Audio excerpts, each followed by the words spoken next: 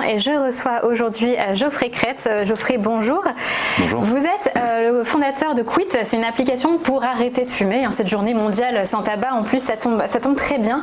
Alors, comment Quit aide les fumeurs à se défaire de cette addiction ? Alors Quit intervient en fait à partir du moment où la décision d'arrêter de fumer ou d'essayer d'arrêter de fumer passe à travers l'esprit du fumeur. On ne va pas remplacer, on n'est pas une baguette magique qui transforme un fumeur en non-fumeur. Par contre, il faut décider d'essayer ou éteindre sa dernière cigarette et télécharger Quit, et c'est là qu'on va vraiment accompagner en fait l'ancien fumeur dans son parcours, dans sa nouvelle vie de non-fumeur, en encourageant chacun de ses petits succès, en les valorisant surtout et d'une manière ludique et non culpabilisante. Pardon. Mais vous utilisez aussi les sciences puisque vous utilisez les théories comportementales et cognitives. Alors justement, comment ça va aider l'utilisateur ? Alors les thérapies comportementales et cognitives, un peu difficile à dire, ça vient des États-Unis, c'est des thérapies brèves qui vont aider l'ancien fumeur à comprendre sa relation à son addiction. En fait, il faut comprendre qu'un fumeur, en fait, il apprend à fumer. Et on n'est pas fumeur, on apprend à fumer parce que pour la plupart des gens, la première cigarette, elle est atroce. Un sur deux va aller vomir, c'est dégoûtant, et pourtant au bout de 3 cigarettes, ça devient un geste habituel. Les gens, la nicotine force le cerveau à apprendre à fumer. Et nous, en fait, on va désapprendre ce geste et cette habitude en aidant l'utilisateur, donc grâce au TCC, à comprendre sa relation qu'il entretenait à son addiction, sur un plan émotionnel et sur un plan des habitudes. Une fois qu'il comprend ça, il peut plus facilement le changer et le casser. C'est-à-dire que c'est des formations en fait en ligne, l'application. Non, c'est pas des formations, c'est plus du coaching en fait. On va aider l'utilisateur à visualiser en fait sa relation au tabac. Donc il comprendra que peut-être que avant il a très envie de fumer quand il est plus avec ses amis avec un verre à la main, après le premier café du matin, à midi. Et donc comprendre ça, en fait, comprendre qu'une envie de fumer vient, la moitié du boulot est déjà faite pour l'affronter et la vaincre. Et après en plus de ça, on va proposer des exercices ou des messages de motivation qui vont donner soit des petites astuces à l'utilisateur pour l'aider à affronter ces 3 à 5 minutes que dure l'envie de fumer. Et on se dit non, c'est pas 3 à 5 minutes, c'est 3 heures, non, c'est vraiment 3 à 5 minutes, chronométré. Et il y aura des petits messages de motivation, donc on renforce positivement la décision d'arrêt par la valorisation du nouveau comportement. Est-ce qu'on peut mesurer un taux d'efficacité de l'application ?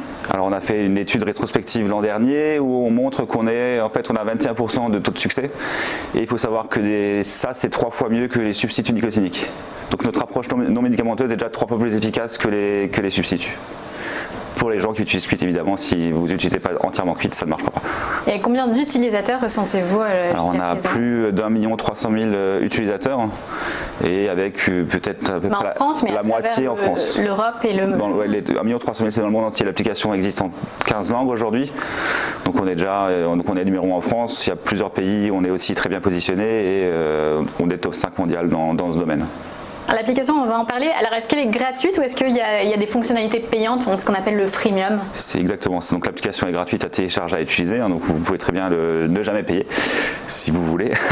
On a moins de conseils. Et donc il y a un peu moins de conseils. Et donc il y a une version effectivement premium où les gens peuvent s'abonner. Et l'abonnement coûte en fait 8 € par mois. Et aujourd'hui, c'est moins cher qu'un paquet de cigarettes. Donc elle est très très vite rentabilisée. C'est sûr, c'est sûr. Et vous voulez vous diriger vers les entreprises aussi pour qu'elles aident leurs salariés à arrêter de fumer.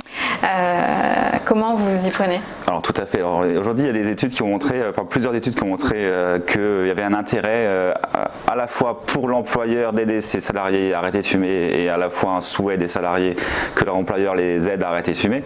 Et aujourd'hui, ce qu'on propose nous, c'est associer l'application à du présentiel en entreprise, de l'affichage particulier et dédié dans les endroits où les gens ont l'habitude de fumer, pour aussi proposer Quit plus quelque chose en plus qui va être dans les endroits où les gens se retrouvent. Ça reste important qu'ils continuent de se retrouver même s'ils arrêtent de fumer, parce qu'il y a quand même un lien social qui se crée, il y a des informations qui s'échangent qu'à cet endroit. Et donc l'idée, c'est de créer des lieux totems dans l'entreprise qui sont associés à la cigarette, mais à l'ancienne cigarette et pas à la nouvelle. Et aussi donc ça s'inscrit dans le cadre du RSE, des entreprises socialement responsables. Les entreprises sont demandeuses de ça ? Alors on a des échanges positifs pour l'instant, on n'a pas encore démarré de POC, mais c'est dans les tuyaux. Alors vous êtes, on peut considérer que vous êtes une application dans le secteur de la santé publique. Est-ce que vous recevez des subventions pour vous aider à fonctionner ? Alors non, pas du tout, on fonctionne que avec l'argent les revenus des utilisateurs. Donc, enfin, on a levé des fonds l'an dernier pour accélérer un petit peu. Mais non, on n'a pas d'aide de quelques organismes de santé publique que ce soit. Ils ont leur propre solution. Hein. Je peux en parler aujourd'hui, ça m'est égal. Enfin, c'est pas vraiment des concurrents, c'est des gens qui proposent une autre approche, qui est Tabac Info Service. Mais quelle est la différence justement entre Tabac Info Service et Quit? Alors, Tabac Info Service, c'est une application faite essentiellement par des médecins et avec peut-être une expérience utilisateur qui est un peu en dessous. Et nous, en fait, on place vraiment l'utilisateur au centre. Et ce qu'on rajoute dans l'application, c'est vraiment que parce que c'est des utilisateurs qui vont nous le demander. Nous, par exemple, on a 4,5, 4,6 de moyenne sur 5 sur les stores avec quasiment 30 000 évaluations. Et en fait, donc les gens nous donnent beaucoup de retours par mail, sur les stores, sur les réseaux sociaux. Et nous, en fait, on se nourrit vraiment de ça pour faire des cycles où on utilise ce que nous retournent nos utilisateurs. Et donc, c'est un peu aussi notre problème parce que du coup, pour avoir ces aides publiques dont vous parlez, il faut être plus dans le médical. Et nous, finalement, qu'est-ce qui est le plus efficace? Et aujourd'hui, on n'est pas sûr de qu'est-ce qui est le plus efficace. Et je pense que nous, on est assez efficace dans ce domaine. Donc, même si on se rapproche du corps médical aujourd'hui, hein, c'est le but. On a des chercheurs en psychologie qui nous ont rejoints. On travaille on fait des études cliniques aux États-Unis, à Pittsburgh. Donc, il y a quand même des choses qui sont en cours pour valider le côté médical. Mais aujourd'hui, ça reste, c'est quelque chose qu'on explore aussi et qu'à terme, on sera obligé d'avoir dans l'entreprise. Et les investissements que vous avez menés par rapport à votre levée de fonds concernent donc ces études cliniques? Alors non, celles-là, elles sont financées par l'American Cancer Society et le National Cancer Institute, qui sont en fait la Ligue contre le cancer américaine. Et j'ai eu un peu de chance parce que je suis tombé sur un chercheur aux États-Unis qui m'a contacté en 2015, donc même avant que l'entreprise existe vraiment, quand je faisais encore mon quit de mon côté, et pour savoir s'il pouvait évaluer l'efficacité de l'application. Et depuis, c'est une sorte d'advisor qui nous aide aussi, puisque c'est un expert en santé digitale. Et ça amène. Et donc finalement, lui, ils financent les études. Et quand les études seront finies, donc elles se passent bien pour l'instant, mais elles sont encore en cours. Et quand elles seront finies, on est impatient d'avoir les résultats qui s'annoncent positifs. Et aujourd'hui, vous êtes une start-up. Ça veut dire que vous n'avez pas encore atteint l'objectif de rentabilité. Qu'est-ce qui vous manque? Le nombre d'abonnés? Ouais, c'est plus que ça. Aujourd'hui, c'est vraiment ça. C'est proposer encore plus garder la version aujourd'hui gratuite que les gens adorent et qui marche déjà très bien. Et on s'est beaucoup concentré sur ça, donc l'idée c'est de se concentrer sur des choses en plus pour les gens qui en veulent plus, qui ont vraiment besoin de certaines fonctionnalités complémentaires.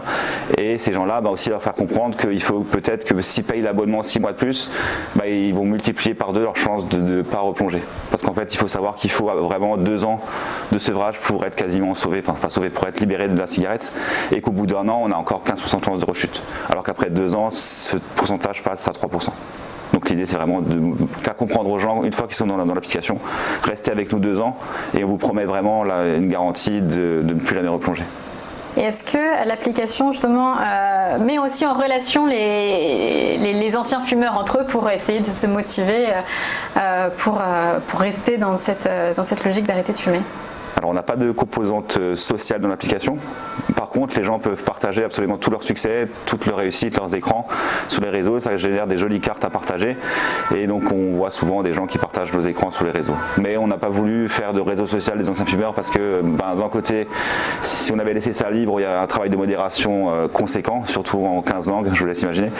Et deuxièmement, on avait des concurrents qui avaient fait ça et ça devenait du chat qui parlait de tout et n'importe quoi sauf du sevrage, et c'est ce qu'on veut pas. Donc un jour, on fera certainement une partie plus sociale dans l'application, mais on le fera vraiment à notre sauce et bien faite. Et alors aujourd'hui, les prochains développements pour 2019, et quelles sont-elles? Alors avant, je vous disais justement qu'aujourd'hui le fumeur devait avoir pris la décision d'arrêter de fumer. Le prochain gros développement, c'est de prendre aussi par la main le fumeur qui ne sait pas qu'il peut arrêter de fumer et lui faire comprendre qu'il peut arrêter de fumer grâce à nous. Donc ça va être fait au courant de l'été. Et donc ça, justement, conjointement avec des chercheurs en psychologie en TCC qui vont nous aider sur ce point-là. Et le gros objectif, c'est du coup de non plus seulement aider les gens qui disent j'arrête de fumer, je suis fort, ceux qui se disent aussi je vais peut-être pas y arriver, je sais pas, et en fait leur dire viens, télécharge Quit, c'est simple et tu seras libre ensuite. Et est-ce qu'avec des substituts comme la cigarette électronique, ça amplifie l'efficacité? Alors ça, c'est quelque chose qu'on va aussi chercher à mesurer. Alors nous, pour l'instant, on est agnostique. Les gens peuvent en plus prendre des patchs, de la cigarette électronique, de la gomme, c'est tout à fait possible. Alors je pense que oui, puisque toutes les aides sont bonnes à prendre et les gens qui ont besoin en plus de la nicotine au début, il faut qu'ils la prennent. Nous, on n'est pas, ça reste important, hein, c'est dans le processus de sevrage. Si les gens ont besoin de passer par des étapes et d'arrêter d'abord la cigarette puis la nicotine, c'est tout à fait possible. Et ça, c'est quelque chose sur quoi on travaille aussi, mais ça, on travaille même avant le programme d'arrêt. On va bientôt inclure justement la gestion des substituts. Mais c'est pas notre gros projet. Le gros projet, c'est vraiment ce qui se passe après avec l'accompagnement à l'arrêt. Et enfin, une dernière question, pourquoi avoir créé Quit? Est-ce que justement vous êtes un ancien fumeur? Oui, j'étais un ancien fumeur qui voulait arrêter de fumer et je trouvais pas en fait d'application qui me plaisait sur les stores, et donc je me suis dit allez, vous l'avez créé, on va la créer maintenant les autres. Merci beaucoup à Geoffrey Cress, je rappelle, le fondateur de Quit.